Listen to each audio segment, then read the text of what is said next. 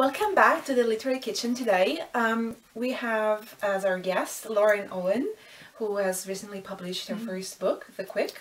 This is a really fabulous gothic adventure story set in the Victorian period. It is about two siblings called James and Charlotte Norbury, who get rather unwillingly caught up in skirmishes between two different groups of vampires in Victorian London. So I think it's a really wonderful novel. So Lauren, hunger and desire are at the heart of a lot of gothic fiction. What kinds of hunger do the characters feel? Probably I'd say the most, the first hunger that comes to mind is the hunger for blood, which kind of dominates a lot of the characters' lives, as being vampires. I kind of, my sort of visioning of it was that you sort of, you are transformed into a vampire and you wake up with this hunger for blood, and then what you do with it kind of determines whether you actually make a sort of slide into moral depravity or not, and obviously it's very hard not to give in to this craving. So yes, lots of blood hungry people. But there are other hungers as well, aren't there? Yes. There's I didn't set out to do it, but I realised, sort of looking back, I've got a number of sort of viewpoint characters who are sort of my central protagonists, and most, if not all of those, have a sort of a great hunger for a place to belong and for friendship, for love.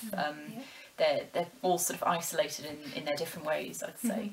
Yeah, and that's certainly true of both James and Charlotte, isn't it? They both want relationships with other people. Yeah, definitely. But so, what do you imagine the living people eating? I had a lot of fun with that, sort of researching around the subject, because obviously what people eat is a huge part of their daily lives, and it's also a very social thing. Obviously, you kind of look at the what people ate, the way they prepared it, and it gives you an insight into their culture and their society, and of course that's how people nowadays are sort of reviving long distance civilizations is via these means. So it seemed like a big thing, and I had a lot of fun sort of looking into Victorian street food especially, and various things that people could pick up quite cheaply and easily. There was a real culture, I think, of sort of going out, buying a baked potato, something like that. Like you would do with chips and curry. Yeah. Yes. And I think this is a really interesting angle on Victorian culture, because it's not something that I've come across in other novels of the same period. The idea of street food. Most of the things I've read are about, you know, the food you'd eat in high society or something like that. This is quite a different culture, isn't it? Oh, definitely. I also did very little research. Well, I looked at a few menus for sort of the more high society dining. I think there are possibly two moments in the novel where characters do go off to a dinner party or a ball, and I kept finding a lot of references to champagne, so they get champagne. You know, good for them. Why not? I found it interesting that the menus were very ornate for these wealthy families. That obviously there was sort of income to dispose of in this fashion, but there's also a real sort of focus on what was in season, which is quite, I think, quite strange to us now. The idea. Kind of lost the sense of we should eat what's in season. But I think there's a moment in your novel where Charlotte and Arthur have German pancakes as a Pfannkuchen. So why did you decide on this particular sort of sweet? Does it have any meaning for you? That's particular significance, or? It's interesting.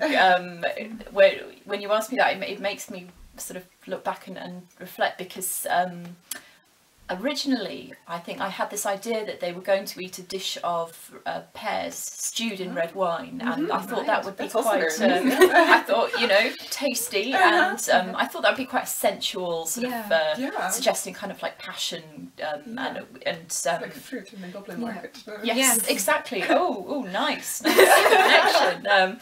So I was going to do that for them, and then kind of looking into. I wanted it to be sort of appropriate to the time and region, and I couldn't find a recipe that sort of covered that particular image, which I wanted it to be that or nothing. So I kind of looked into alternatives, and this struck me as just something that sounded really tasty.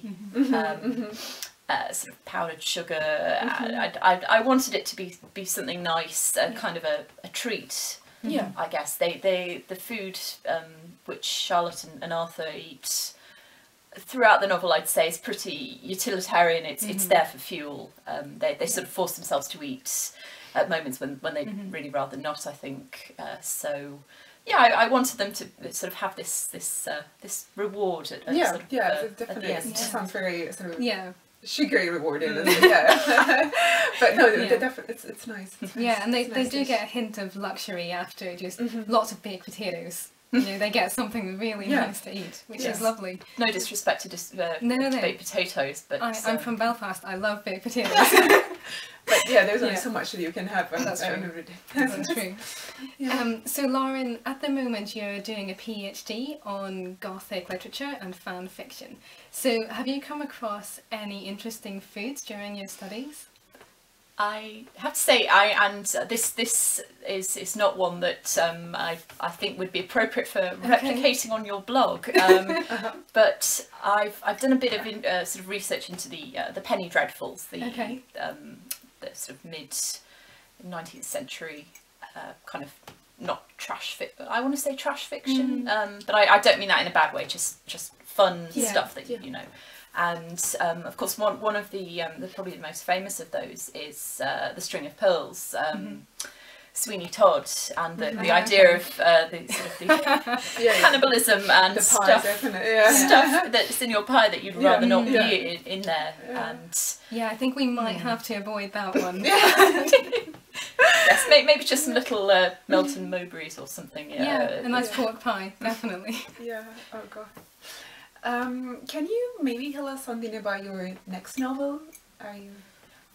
I'm actually yes. Are you writing I'm having fun sort of roughing that out at the moment. It's a few chapters in, and I think there's going to be a ghostly element. Oh, that's fantastic. Lots of fun. Yes.